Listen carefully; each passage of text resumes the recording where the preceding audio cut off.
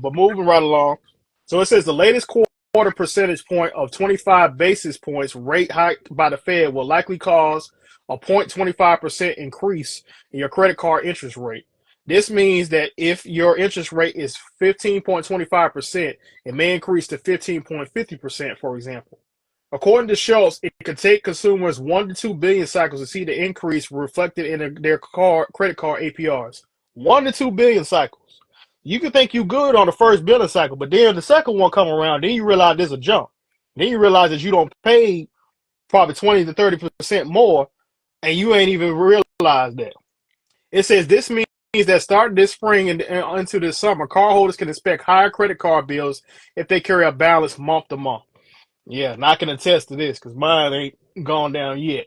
Although a quarter percentage point rate hike isn't that sizable at first, it's worth noting that this seems to be the first of many more rate increases to come. Plus, credit cards already have been notoriously high interest rates, so any additional increase can just make your unpaid balance balloon even more over time and make it more difficult to pay off. Very true. As interest rates rise, your best bet is to pay down high credit card debt. To do so, Schultz suggests using a balance transfer credit card. These cards offer no interest on balance transfers for a set period of time up to 21 months. During the introductory 0% APR period, you can pay down your debt without paying costly interest charges. For example, both the Citi Diamond Preferred Card and the Citi Simplicity Card have an intro APR offer of no interest for 21 months on balance transfers for the date of your first transfer.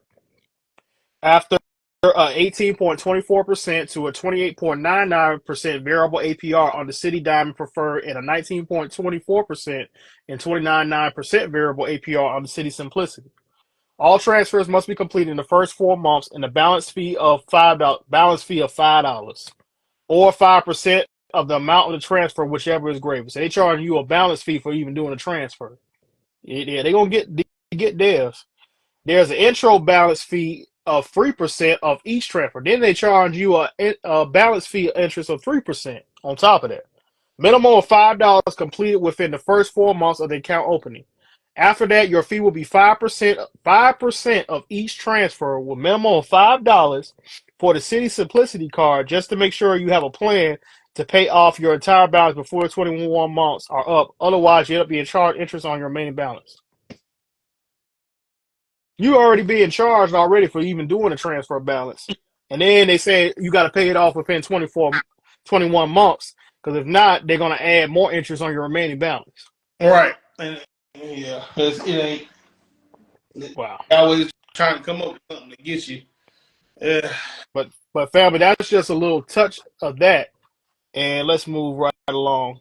Now, I hope y'all have heard as well, speaking of credit cards, I don't know if y'all are aware, if y'all been paying attention to the news, but one of the biggest credit card contenders has taken over one of the other credit card contenders. Mm-hmm. So I'm sure you probably heard about it, Brother Deuce. You know, well, Discover used to have their own credit card services, but now they're a part of Capital One now.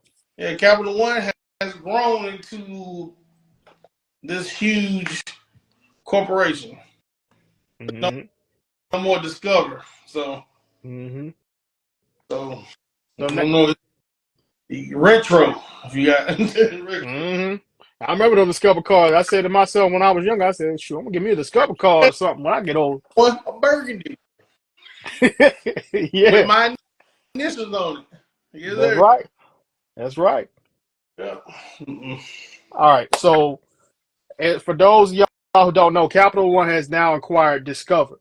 And it says, under the terms of the agreement, Discover shareholders will receive a 1.0192 Capital One shares for each Discover share, representing a premium of 26.6%.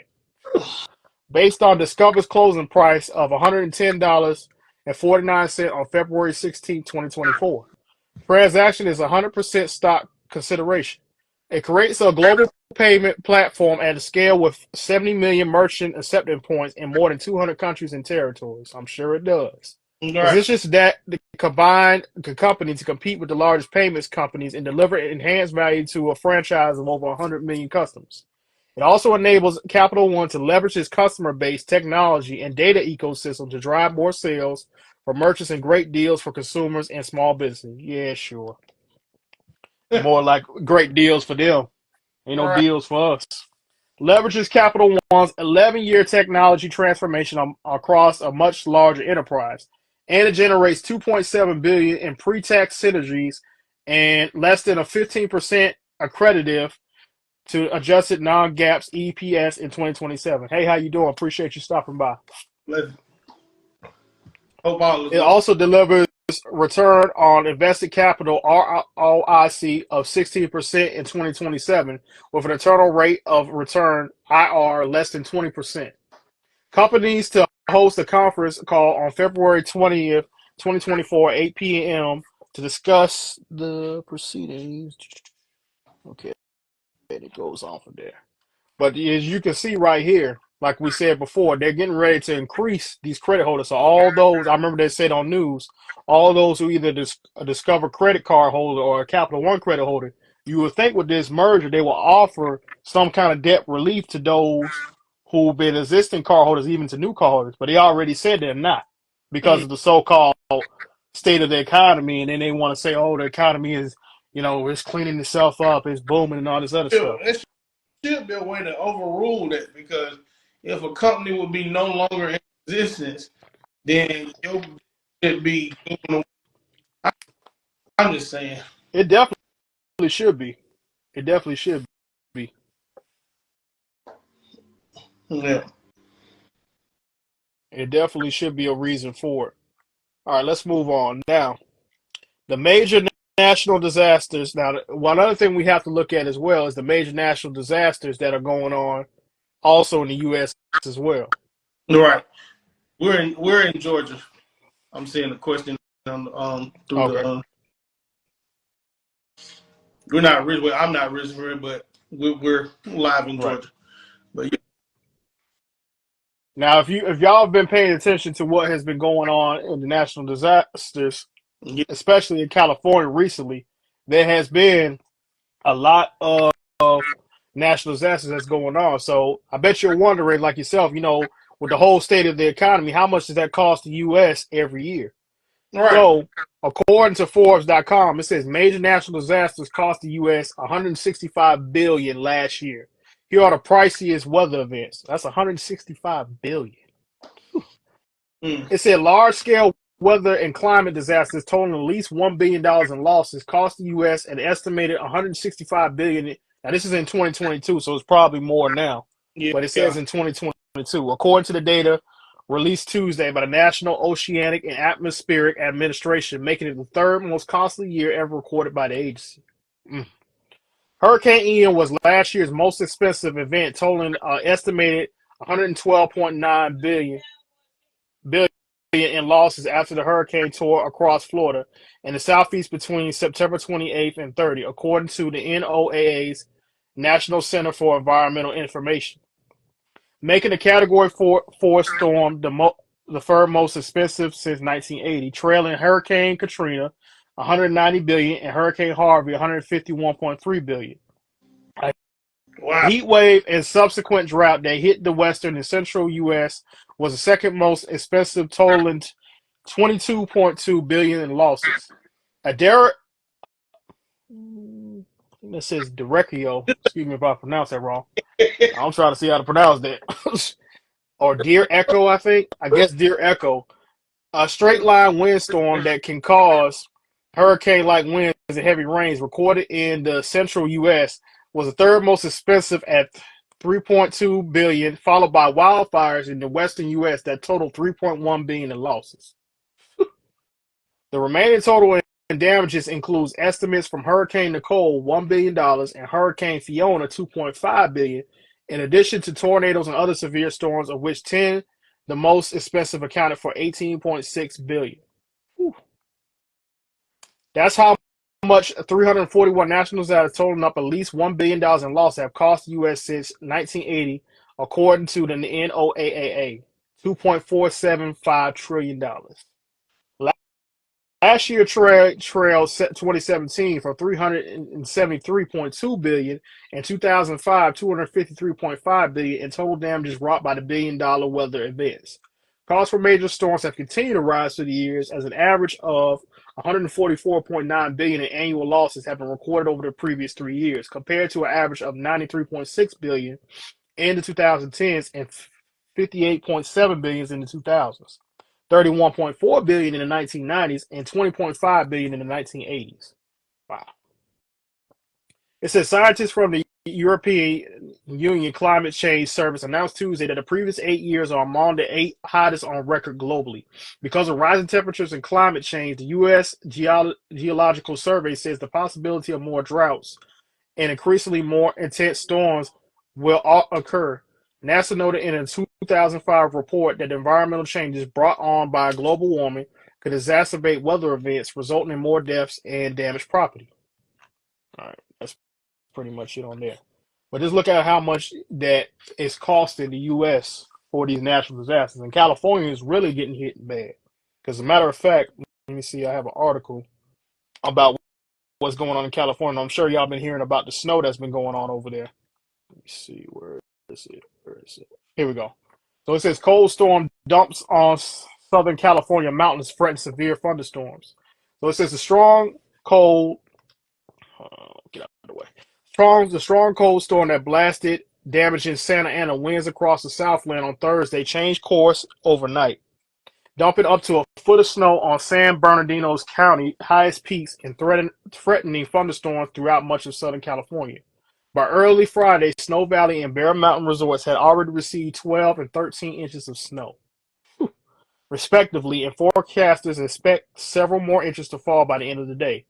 They could end up with 15 to 16 inches of snow in some of the 77,500-foot elevations, said Alex Tardy, a National Weather Service meteorologist in San Diego. It's significant, especially for March.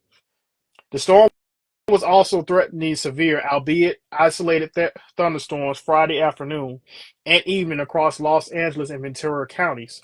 Forecasters warn that such storms, whose timing and location are difficult to predict, could again bring high winds, hail, and minor flooding. A 20 to 30% chance for showers and thunderstorms will persist throughout Sunday, weather officials said. Scattered showers were also expected through Sunday for inland areas of San Bernardino, Riverside, Orange, and San Diego, counties below the snow levels, with thunderstorms also possible. But the storm's largest challenge Friday remained the heavy snow, which triggered school closures and some of the hardest hit areas.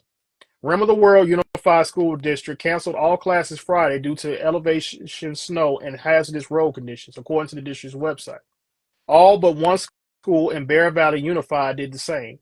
Areas near Idlewild got about 5 inches early Friday, and even Mount Laguna and San Diego recorded 3 inches according to the latest counts. Elevation as low as 4,000 feet, including Garner Valley near Hemet and in Julian in San Diego County, saw about an inch of snow. A winter storm warning remains in effect for San Bernardino and Riverside County mountains of above 5,500 feet through 6 p.m., warning of heavy snow and winds gusting up to 45 miles per hour. The storm that brought the wind yesterday moved right over Southern California because it came in the east as opposed to off the Pacific. Like many systems that hit the Southland, it was initially dry and cold, bringing strong winds without precipitation. All right, it goes from there.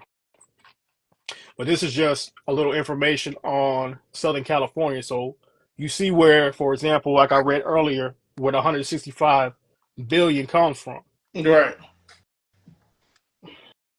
Right. All right. This man, this Haiti thing is, Yeah, man, we about to get into that right now. Now, as of those what's going on in Haiti, so I'm sure a lot of you have asked the question, what's going on in Haiti right now? yeah, So what's going on in Haiti right now, they are having an issue with gang violence going on and the trafficking of U.S. weapons. Now, this is a video that I'm about to show real quick about what happened led up there. This was recently posted on March 12th. Now, if you watch inside this video, it clearly shows that the U.S. and Homeland Security is trying to deliberately cover up what's going on with, trying to hold all of the Haitians' food and relief supplies. And you can hear even the agents saying, oh, we got to keep relationships with y'all. right. But I'm going to play the video and let y'all see it. Then I'm going to explain a little bit about Haiti's history so you get a little emphasis of it. Then we'll move forward from there. All right, give me 1 second.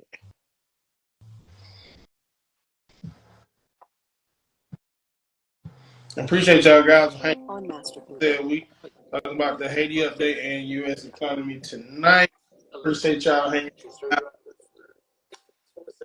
Share this who you think will enjoy this live stream.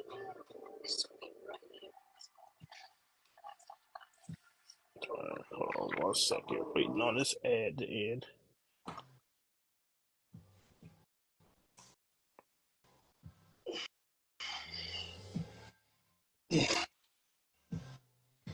Okay.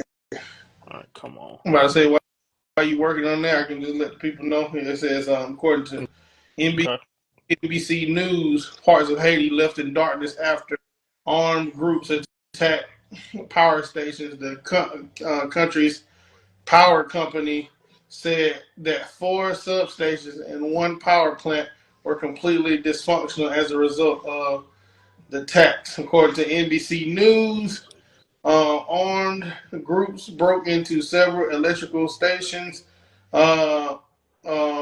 stations in Haiti, stealing documents and destroying equipment in an attack that has left areas of Haiti's capital, Port-au-Prince, in darkness.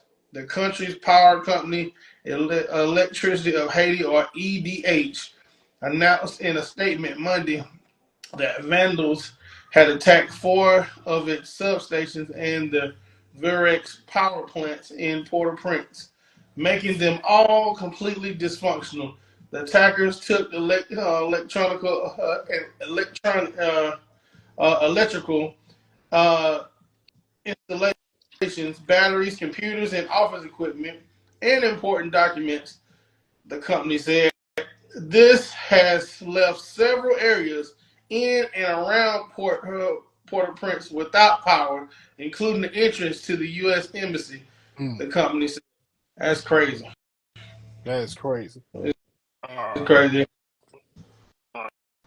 Here's the video. It's finally pulled up. Let me show it real quick. Okay, cool. All right.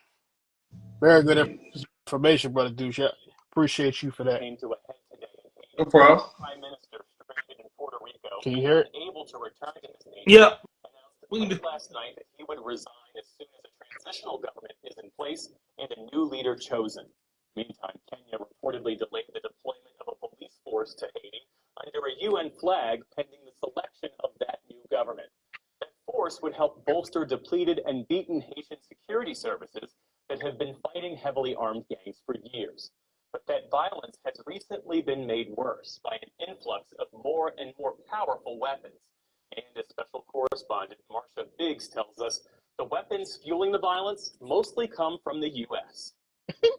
Is that a surprise? This is where the majority of weapons in Haiti come from, Miami, Florida.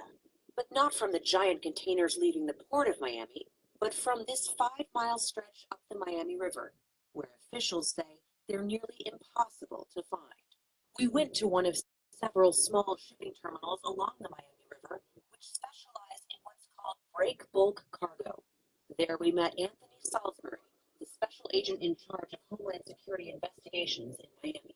When you go to a major modernized port like the Port of Miami, you're going to see containers stacked up, very modernized, giant cranes loading them on the cargo ships, lots of access control, lots of security, formalized paperwork, declarations. What you have here is a bunch of loosely packed goods, very informal shipping mechanism, very informal on who it's going to, what the commodity is, and how much of it is going down. Hard to police. Very hard to police.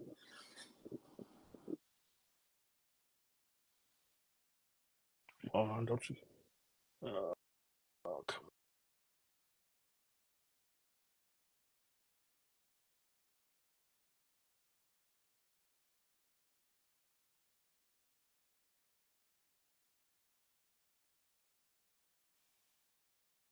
Trying to load.